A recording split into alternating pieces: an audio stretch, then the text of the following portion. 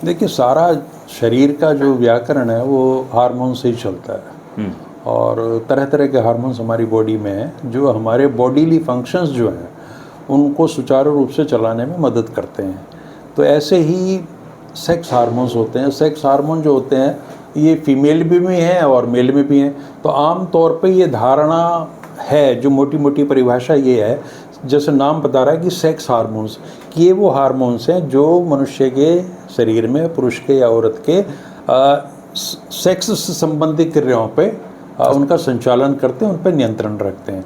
तो मेनली वैसे तो टेस्टोस्टेरोन जो है वो फीमेल्स में भी मिलता है कम मात्रा में, लेकिन इसको पुरुषों का हार्मोन, मेल हार्मोन कह देते हैं, चूँकि वहाँ इसकी मात्रा ज़्यादा मिलती है। अच्छा जी। और इसका जो रोल है वो तो गर्भावस्था से शुरू हो जाता है।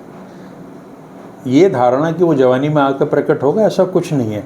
चूँकि फीटल डेवलपमेंट जब होता है तो उसमें भी टेस्टोस्टेरोन की जरूरत पड़ती है। इसकी बड़ी बात तब समझ में जाती है जब यौवन का आरंभ होता है, जिसे हम प्यूबर्टी बोलते हैं, टीनेज बोलते हैं। उसमें क्या होगा कि जो भी किशोर है उसकी मूछें आनी शुरू होंगी, उसके आर्म पिट्स में और जेनेटल्स के आसपास बाल आने शुरू हो जाएंगे और उसकी आवाज़ गहरी होती जाएगी। मतलब आवाज़ में ना एक मर्दानापन सा आना शुरू हो जाता है। तो अगर आपको वैसे ही कहीं दिखे कि कोई 25-30 साल का हो गया और उसकी आवाज़ आमतौर पर कह देते हैं और तो जैसी आवाज़ें हैं, है ना, तो उस पर हम कहीं डाउट कर लेते हैं कि भी इसका लेवल ऑफ टेस्टोस्टेरोन हमें चेक करा लेना चाहिए। तो ये कुछ लक्षण है प्यूबरिटी में जो टेस्टोस्टेरोन की वजह से पैदा होते हैं। और उसके बाद जैसे जैसे उम्र बढ़ती चली जाएगी तो इसकी मात्रा बढ़ती जाएगी, लेकिन एक स्टेज पे आके जैसे ही 35-40 के आसपास होंगे, टेस्टोस्टेरोन बॉडी में हमारे कम होना शुरू हो जाएगा। और जब ज़्यादा था तब और जब कम था तब, इन दोनों स्थितियों में फ़र्क हमारे उन चीज़ों से पता चल जाता है। तो टेस्टोस्टेरोन जो है वो हमारी सेक्सुअल हेल्थ को डिटरमाइन करता है, हमारी जो मसल्स की ग्रोथ है उसको तय करता है, और हमारी जो बोन डेंसिटी है, मतलब हमारी हड्डियाँ कमज़ोर हैं या वो मजबूत हैं, ये भी आपका टेस्टोस्टेरोन तय करता है।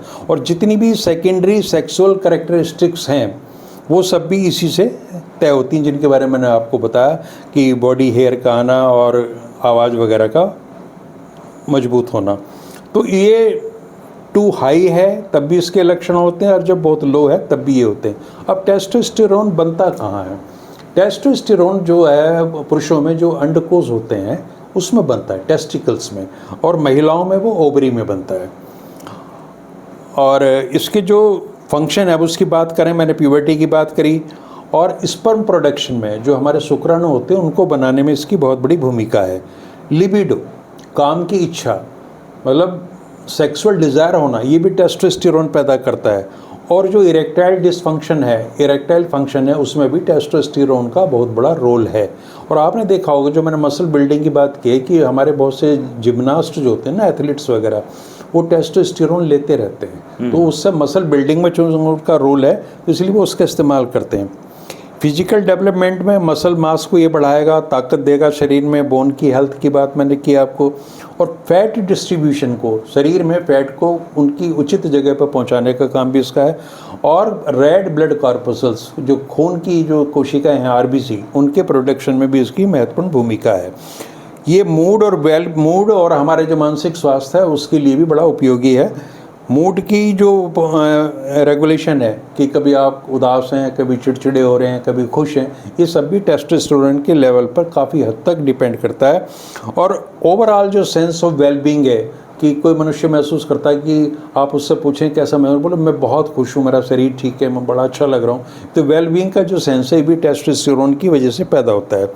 तो और मेटाबॉलिज्म में जो हमारी डाइजेशन के बाद की चीज़ें हैं, जो फूड को एनर्जी में कन्वर्ट करती हैं, उसमें भी टेस्टोस्टेरोन का रोल है।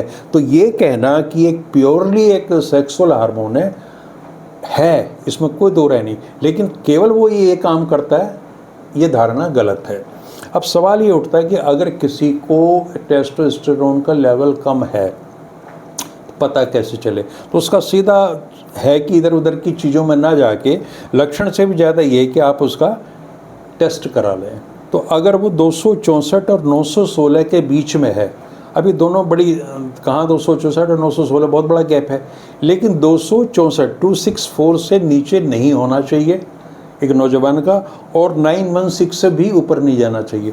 तो बेस्ट तरीका ये है कि इसकी केमिकल जांच करा ले लेबोरेटरी में, और ये हार्डली 400 रुपये का टेस्ट होता है, उससे पता चल जाएगा कि मेरा टेस्टोस्टेरोन लेवल क्या है। अब जब पता चल गया कि टेस्टोस्टेरोन कम है तो उसको कैसे बढ़ाया जाए, तो उसमें हम बात करेंगे सबसे पहले खाने पीने की चीज़ें। तो सबसे बड़ी जो इसमें आपका एक फल है अनार, एक अनार 100 बीमार वाली बात।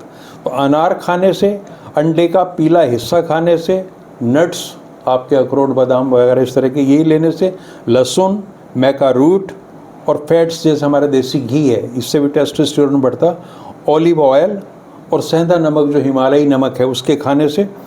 अगर ये 5-7 चीज़ें जो मैंने बताई हैं, अनार, अंडा, नट्स, लहसुन, मैका रूट्स और देसी घी, इसमें विशेषकर अगर गाय का घी हो तो ज़्यादा उत्तम है, तो इनके खाने से, नियमित सेवन से टेस्टोस्टेरोन का लेवल बढ़ता है। और केवल खाने पीने के नहीं, इसके अलावा जो और चीज़ें हमने करनी होती हैं उसमें सबसे पहला अपनी डाइट आप प्रॉपर रखें, जो चीज़ें बताई हैं वो खाएं। दूसरे, एक्सरसाइज, कि आपको कम से कम 40 मिनट प्रतिदिन व्यायाम करना ही करना है, और एक अच्छी नींद आपने लेनी है, 7 से 8 घंटे की अनइंटरप्टेड निर्बाध आपको नींद आनी चाहिए, उससे भी टेस्टोस्टेरोन के लेवल बढ़ते हैं। और ये चीज़ें तो काम करेंगी अपना, और एक ऐसी स्टेज आ जाती है मान लो इनसे कुछ नहीं हो रहा, तो टेस्टोस्टेरोन के इंजेक्शन भी आते हैं, लेकिन वो आम डॉक्टर से नहीं लगवाने चाहिए। कोई आजकल बड़ा डेवलपमेंट हो गया, एंड्रोलॉजिस्ट होते हैं, हर बड़े शहर में मिल जाते हैं, तो उनसे लेके और वो सारे साइड इफ़ेक्ट वगैरह देख लेंगे, क्या नुकसान है और देना चाहिए, मात्रा कितनी देनी है, तो उनसे आप टेस्टोस्टेरोन के इंजेक्शन कोई भी व्यक्ति लगवा सकता है।